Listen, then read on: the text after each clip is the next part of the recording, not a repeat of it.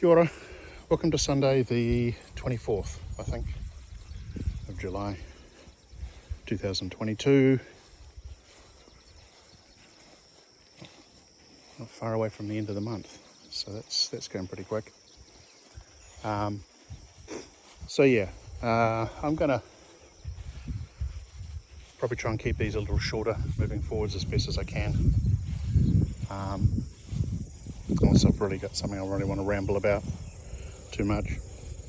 There's a lot going on at the moment, so yeah, just taking advantage of a little bit of time in the morning before I get out to do things. So a couple of things that are happening. We've got excavation going on in a few weeks' time, starting on the home site, on the new home site.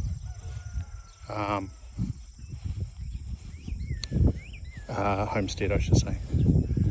The initial excavation, I think I mentioned before, is get the driveway in, get the initial grading and cuts made, and flattening and surfacing, so that we can start the process of setting up base camp for a while, and everything else is kind of going to support that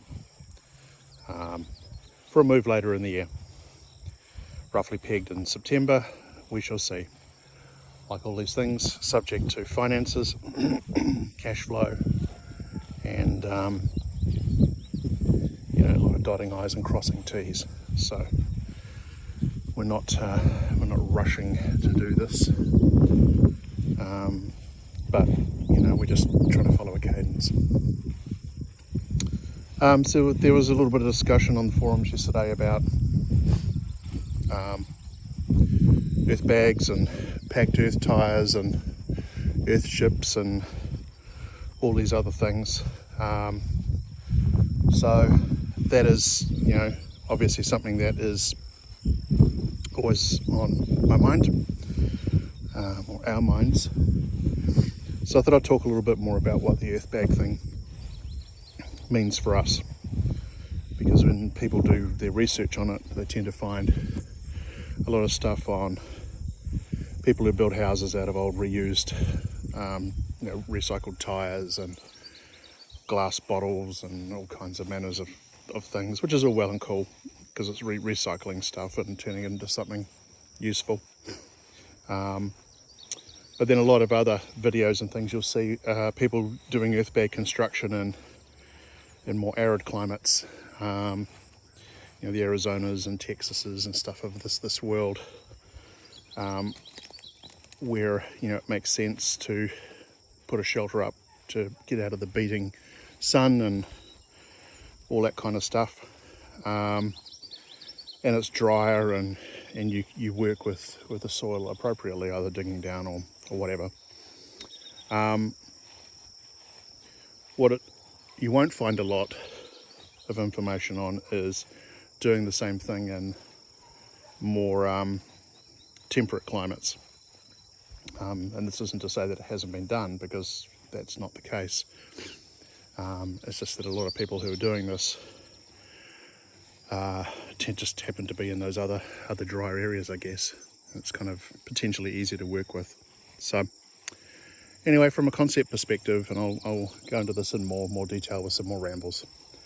From a concept perspective, it's basically this. You have a bunch of polypropylene sandbags, not feed bags, sandbags, the kinds that are used for, or similarly used for emergencies, when they put up emergency shelters or putting up dams and things against floods and all that kind of stuff, right? And you fill them with soil, simply put. Ideally, the soil is a particular mix, so it's not just a case of grabbing dirt, any old dirt. People can do that. You can do that. It's fine. But ideally, you want to put a little bit of thought into it. mixing it with some other ingredients and some lime and other stuff. So you're not making cement. But what you're basically doing is effectively creating a bunch of consistently sized, consistently packaged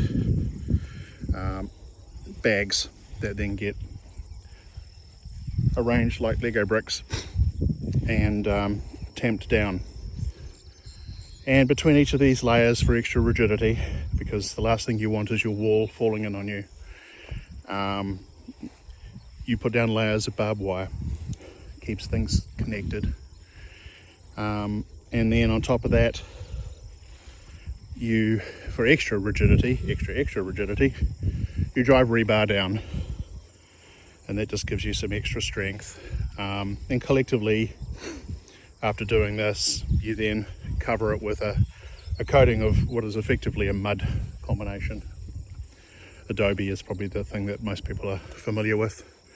Adobe style, just like plastering a wall, as many layers as is required, and you let this cure.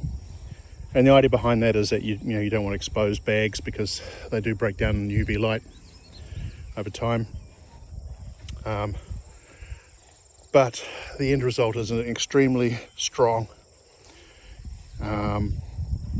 structure that, compared to traditional timber-based home builds or even variants thereof, is pretty much weatherproof,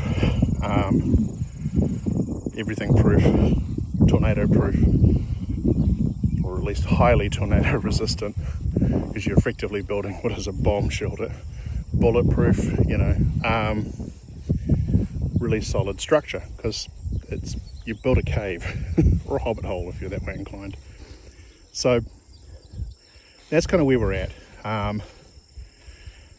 And you'll see that there's a lot of designs online where people have done funky things with round shapes, because round is actually a structurally sound way of doing things. Otherwise you do have to consider some buttresses and stuff in your designs. We're going for more of a traditional style, but we're going a little bit beyond that. And again, I may have mentioned this before as well, is that we're looking at the house as a living organism. It doesn't mean that there's things living in the walls, because anything that's in there dies. It's more of a case of putting in some extra components to allow the house, or the housing structure itself, because we're going to be building this into a hillside, so it will be partially covered, to be effectively a self-regulating climate, in that in the winter the house releases stored heat and warms the place up, and in the summer it draws that out for storage and cools the house down. Therefore, all going to plan, we shouldn't really need any form of climate control or air conditioning, other than possible extremes, and we might need to fire something up, dehumidifier perhaps, if there's too much humidity. But really the climate control should be pretty much managed.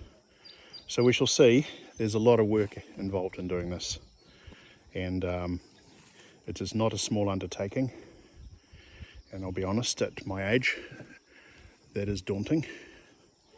There was some discussion on the forums about people being, if I was only 30 years younger and all the rest of it. Well, that's actually fair. It's a fairer comment. My back is not what it used to be. My knees are definitely not what they used to be. But the bottom line, for me at least, is this. Maybe this is the parting thought, is that if it's something that you want to do, you'll kick yourself if you don't at least attempt it. And I don't know that we're going to be successful in doing this. I'm optimistic that we will be. But I'm also not going to understate how much work is going to be required. There will be a lot of work. And it may be that we need to get people in to assist. And it may be, you know, like all projects, at the end of the day, that it doesn't quite turn out the way that we expect it to. And that's okay, because it's about having a dream, and then it's actually attempting to follow through on it. And that is the greatest value of all, is not sitting around talking about it and going, well, if only I had, but at least making the effort and seeing how you go. Make it your best effort. So anyway, thoughts for the day. I'm off to go and do Sunday chores. Kia ora, have a great day. Chat again tomorrow. Bye.